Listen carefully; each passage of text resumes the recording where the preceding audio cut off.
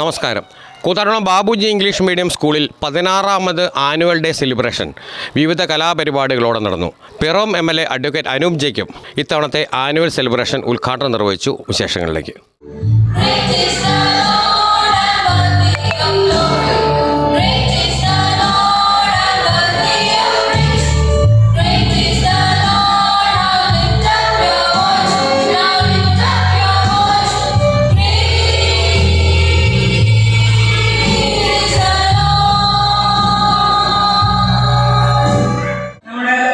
ഇന്ന് ആഘോഷിക്കുന്നത് 16ാമത്തെ annual day ആണ്.